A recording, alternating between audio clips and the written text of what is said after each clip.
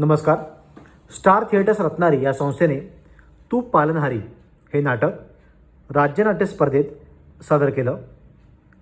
अमय धोपटकर लिखित आणि आप्पा रणबीरचे दिग्दर्शित या नाटकाने प्रेक्षकांना हसवलं आणि तितकंच विचार करायला लावलं. काही वर्षांपूर्वी भीक मंगे नावाची एक एकांकिका प्रचंड गाजली होती.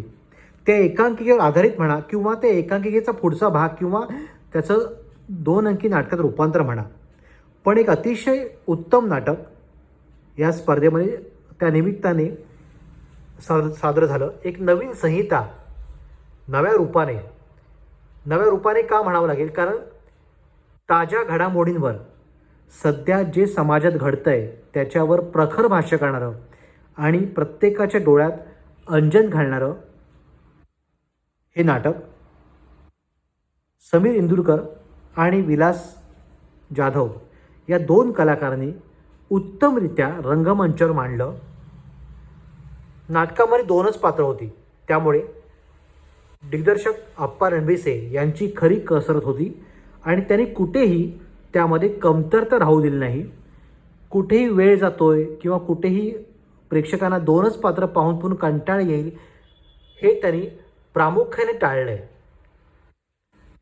आणि अतिशय विनोदी पद्धतीने पण सध्याच्या घडामोडींवर भाष्य करणारे हे नाटक प्रेक्षकांना तर आवडलंच, पण अशा पद्धतीची संहिता नव्या लेखकांनी स्पर्धेमध्ये आणल्या पाहिजेत आणि दिग्दर्शकांनी सुद्धा त्या तितक्याच ताकदीने सादर केल्या पाहिजेत, तर राज्य नाट्य स्पर्धेचा खरा हेतू सिद्ध होणार आहे.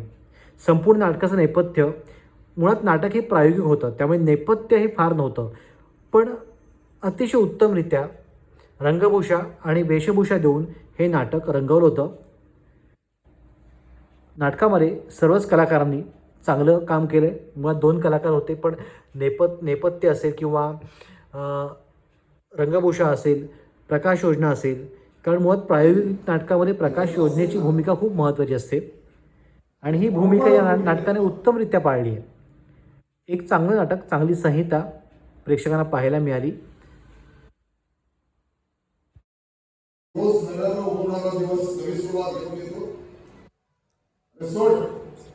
जगाच्या पाठीवर आपण कुठेही गेलो ना तरी आपला भूतकाळ आपला विचार प्रवतच असतो. नाही, एक असं ठिकाण आहे जिथं आपण असे मुक्त असतो आणि घेण्यापेक्षा देण्याने अधिक समृद्ध होतं. मोठी जागा आहे, देण्याने देणाराच समृद्ध होतो. ज्ञान, निद्रा, ज्ञान, जसं दान तू कितीही दिलं तरी उलट खूप समृद्ध होतं. याचा आपण कधीच विचार केला नाही.